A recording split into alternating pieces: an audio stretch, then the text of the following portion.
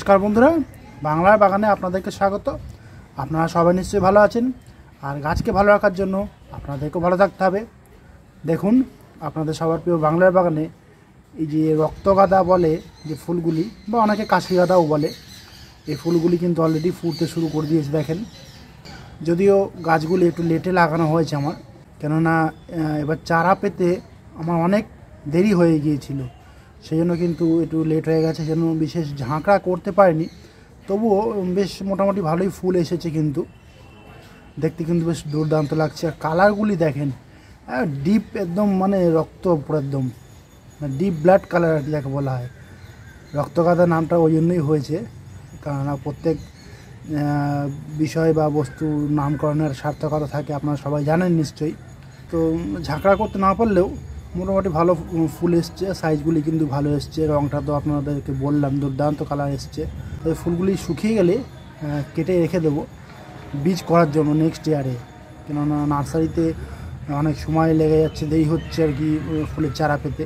সেই চেষ্টাটা আমি করব, এবং যদি গাছটাকে রাখতে পারি তবে এই গাছের ডাল থেকে আমি আশা করছি চারা যদি তৈরি করতে পারি খুব ভালো হবে আর কি। আপনাদের বাড়িতেও নিশ্চয়ই এরকম রক্তগাঁদা বা কাশিগাঁদা ফুল ফুটতে শুরু করে দিয়েছে নিশ্চয়ই, আর গাছ নিশ্চয়ই আরও আমার থেকেও বড় হয়েছে, ফুল হয়তো আমার থেকে বেশি পাচ্ছেন আপনারা। এই গাছকে যেরকম ইনকা গাঁদা বা মাছি গাঁদা যেরকম পরিচর্যা করতে হয়, ঠিক সেরকমভাবেই পরিচর্যা করে যেতে হবে, অসুবিধা কিছু নেই, একই রকম পরিচর্যা। তো টাইটেল আর থাম্বনেল দেখে আপনারা নিশ্চয়ই বুঝতে পেরেছেন যে আমি আজ আপনাদের সঙ্গে কী গাছ পরিচর্যা নিয়ে আলোচনা করতে চলেছি। তো তাহলে চলুন সেই আলোচনা বিষয়ের দিকে তাহলে এবার যাওয়া যাক। দেখুন, আপনারা গাছগুলিকে দেখে নিশ্চয়ই বুঝতে পেরেছেন, আর ঠিক ধরেছেন, এগুলি হলো দেয়ানতাস গাছ। এই গাছের চারা কিভাবে রোপণ করতে হয়, কেমন ধরনের মাটিতে রোপণ করতে হয়, আমি সবই আপনাদেরকে দেখিয়েছিলাম এর আগের একটি ভিডিওতে। আপনারা এতদিনে নিশ্চয়ই আপনাদের বাড়িতে দেয়ানতাস গাছ রোপণ করে ফেলেছেন, আর আপনারা যেসব দেয়ানতাস গাছ রোপণ করেছেন হয়তো আমার থেকেও আরও বড় হয়ে গেছে। আর মাটিতে এই গাছ অসাধারণ হয়, মাটিতে বসালে চারিদিকে পুরো ঘাস যেরকম ছড়িয়ে যায়, ঠিক তেমনই আর কি ছড়িয়ে যায় চারিদিকে এই দেয়ানতাস গাছগুলি। যেহেতু ঘাসের মতো এই গাছগুলি দেখতে হয়, সেহেতু অনেকে ঘাস গাছও বলে থাকেন, ঘাস ফুল বলেন আর কি। তো দেখতে পাচ্ছেন এখানে একটি ফুল ফুটেছে, দেখেছেন, দেখতে কিন্তু দুর্দান্ত কালার। এটা দেখেছেন, আপনাদেরকে আমি জুম করে দেখাচ্ছি আরও। এই দেখেন, কালারটা কিন্তু দুর্দান্ত এসছে, দেখেছেন। আরও অনেক কুঁড়ি এসেছে এই গাছে।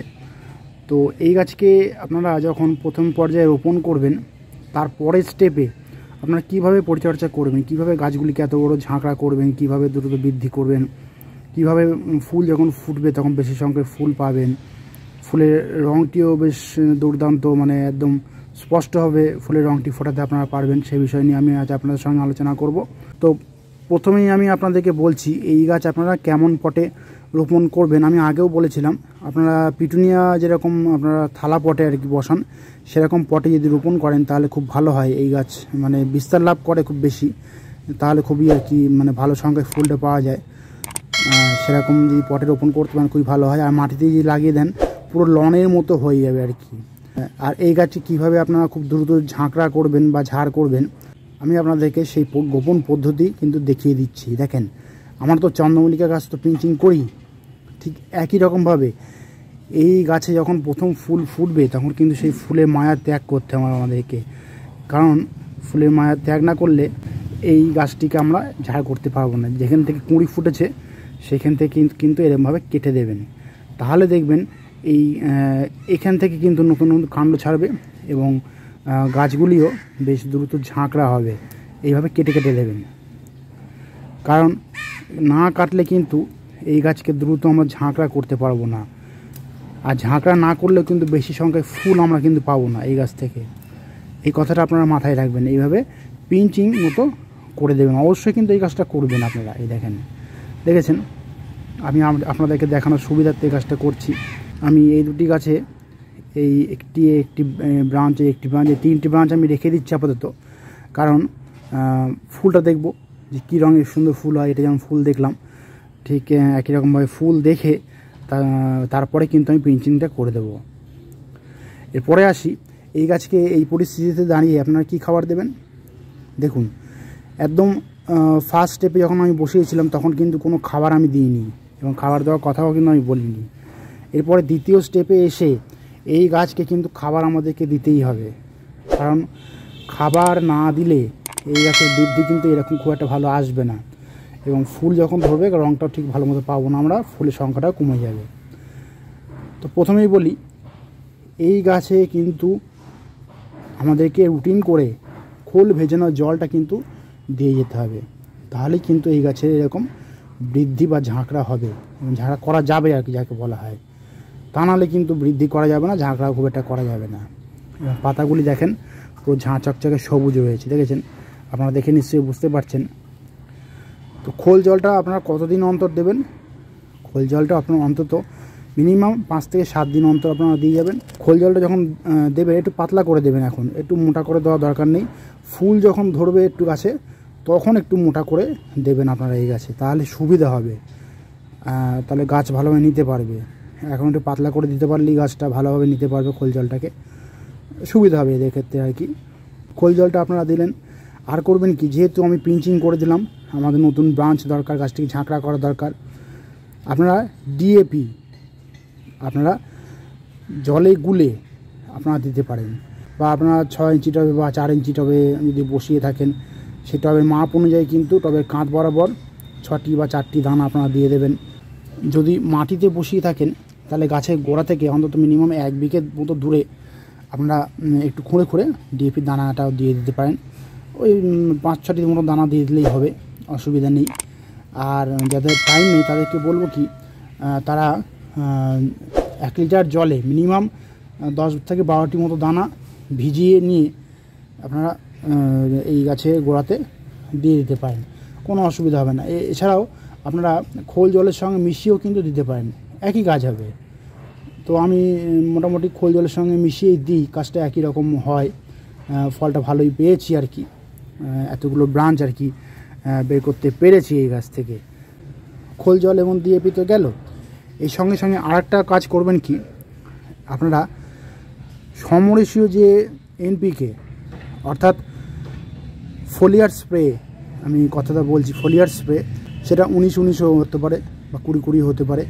আপনারা 1 লিটার জলে 2 গ্রাম ভালোভাবে মিশিয়ে নিয়ে আপনারা গাছটিকে স্প্রে করে দেবেন, তাহলে দেখবেন আপনাদের গাছের পাতা কিন্তু এরকম ঝাঁ চকচকে সবুজ থাকবে। দেখেছেন আমার গাছের পাতা যেমন দেখেন ঝাঁ চকচকে সবুজ রয়েছে। এটা আপনারা দেবেন, কিন্তু এটা আপনারা অন্তত মিনিমাম 10-12 দিন অন্তর আপনারা ওই স্প্রেটি করবেন। আর যাদের কাছে ফোলিয়ার স্প্রে নেই তাদের চিন্তার কোনো কারণ নেই, তারা সমরেশীয় সুফলা গাছের গোড়ার চারিদিকে তবে মাপ অনুযায়ী আপনারা দিয়ে দেবেন, কাজটা কিন্তু একই রকম হবে, তাহলে গাছের বৃদ্ধিটা খুব ভালো আসবে এবং গাছের পাতা পুরো এবং সবুজ ঝাঁ চকচকে থাকবে। তো এই খাবারটি দেওয়া হয়ে গেল। এবারে বলবো একটি গুরুত্বপূর্ণ কথা, এই গাছটিকে আপনারা কেমন জায়গায় রাখবেন। দেখেন ডাইরেক্ট সূর্যালোক পায় সেরকম জায়গাতে কিন্তু এই গাছগুলিকে আমাদেরকে রাখতে হবে, কারণ সূর্যালোক না পেলে কিন্তু এই গাছের বৃদ্ধি কিন্তু সহজে হবে না এবং বৃদ্ধি থমকে যাবে এবং পাতাগুলি এরকম ঝাঁ চকচকে হবে না এবং নতুন নতুন ব্রাঞ্চও কিন্তু এই গাছ সহজে ছাড়বে না। সেই জন্য বলছি টানা সূর্যালোক পায় সকাল থেকে বিকাল পর্যন্ত সেরকম জায়গায় আপনারা অবশ্যই রাখবেন। আর এই গাছে জলসেচ ব্যবস্থা কেমন করবেন, জলসেচ মাটির অবস্থা বুঝিয়ে আপনারা জলসেচ ব্যবস্থাটা করবেন। মাটি যদি শুকিয়ে যায় তাহলে কিন্তু জল দেবেন, মাটি ভিজে থাকলে জল দেবেন না, কেননা এই গাছে অনেক সময় আমি দেখেছি ফাঙ্গাসের অ্যাটাকটা কিন্তু বেশ ভালোই হয়, বেশি হয় যাকে বলা হয়। সেই জন্য মাটি যেন শুকিয়ে খটখটে হবে তারপর জল দেবেন, আর গাছ যেন কখনো ঝিমিয়ে না পড়ে সেই ভুল কাজটা অবশ্যই করবেন না আপনারা।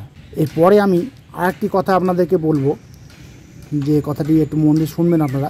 যেহেতু ঘাস জাতীয় গাছ, মাঝে মাঝে কিন্তু আপনারা একটু কীটনাশক আপনারা স্প্রে করবেন। এই দেখেন আমার এই গাছের পাতাতে দেখেন একটু কীটপতঙ্গের আক্রমণ হয়েছিল, আমি 2বার আমি কীটনাশক স্প্রে করেছি, তারপরে কিন্তু এই গাছগুলিকে আপাতত সুরক্ষিত রাখতে পেরেছি। তাই আপনাদেরকেও বলছি আপনারা কিন্তু অবশ্যই কীটনাশক কিন্তু মনে করে স্প্রে করবেন। আপনারা হামলা স্প্রে করতে পারেন, 1 লিটার জলে 2 ml ভালোভাবে মিশিয়ে নিয়ে হালকা করে স্প্রে করে দেবেন।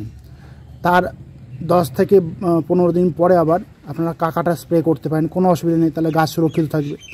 এই দুটি আপনারা কীটনাশক ঘুরিয়ে ফিরিয়ে আপনারা ইউজ করবেন, তাহলে দেখবেন আপনাদের গাছ কিন্তু এরকম ঝাঁ চকচকে সুরক্ষিত থাকবে, কোনো কীটপতঙ্গের আক্রমণ কিন্তু আপনাদের এই দেয়ানতাস গাছ বা ঘাস ফুল গাছে কিন্তু হবে না। তো আমি যেভাবে বললাম আপনারা ঠিক সেভাবেই পরিচর্যা করুন। তাহলে দেখবেন এই দেয়ানতাস গাছ থেকে কিন্তু আপনারা সঠিক সময়ে সঠিক সংখ্যায় বা পরিমাণে কিন্তু ফুল আপনারা পাবেন এবং আপনাদের বাগানের শোভাটাই পুরো বদলে দেবে। তো বন্ধুরা আজ এই পর্যন্তই। আর যদি কোনো কমেন্ট থাকে তাহলে কিন্তু বাংলার বাগানটি জানাতে ভুলবেন না, কারণ বাংলার বাগান সবসময় আপনাদের পাশে ছিল, আছে এবং থাকবে। আর আমার এই ভিডিওটি যদি আপনাদের ভালো লাগে তবে লাইক করবেন, গাছপ্রেমী বন্ধুদের মধ্যে শেয়ার করবেন এবং আমার চ্যানেলটিকে সাবস্ক্রাইব করে বেল আইকনটিকে প্রেস করে অল নোটিফিকেশনটিকে প্রেস করে রাখবেন, যাতে নিত্য নতুন ভিডিওগুলি আপনাদের কাছে খুব সহজেই পৌঁছে যেতে পারে।